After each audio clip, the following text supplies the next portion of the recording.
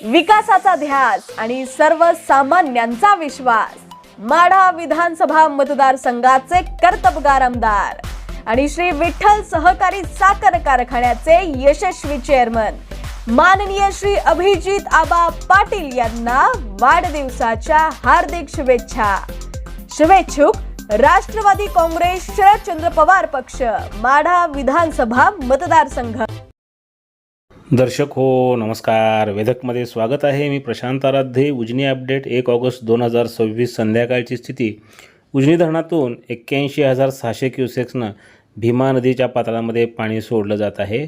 हा विसर्ग सकाळी 70,000 होता, तो आता 80,000 करण्यात आलेला आहे. कारण दौंड जवळ उजनीमध्ये मिसळणारी पाण्याची आवक जी आहे ती सायंकाळी 5 वाजता जवळपास 97,000 क्युसेक इतकी होती.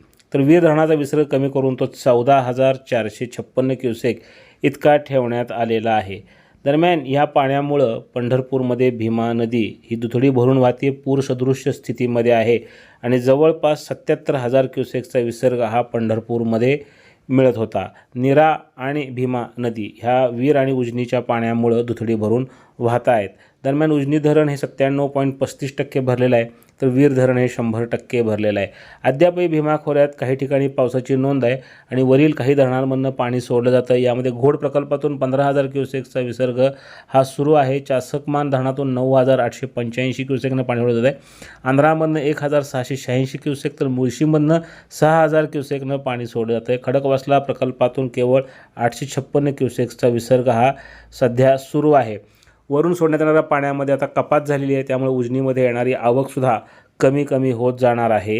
दरम्यान आता ज्या 2 दिवसापूर्वी वीर आणि उजनीमधनं मोठ्या प्रमाणात जे पाणी सोडलं जातं आहे, हे पाणी आता पुढं भीमा नदीमध्ये मोठ्या प्रमाणात प्रवाहित होऊन पुढं जात आहे आणि पंढरपूरजवळ संध्याकाळी भीमा नदी ही 77,000 क्युसेकनं वाहत होती आणि त्यामध्ये आणखीन वाढ होणार आहे. त्यामुळे नदीकाठी असणाऱ्या वसाहतींना सतर्कतेचा इशारा देण्यात आला आहे आणि जी सखल भागामध्ये जिथं पाणी जाऊ शकतं तिथल्या लोकांना स्थलांतरित करण्याचं कामही सुरू आहे.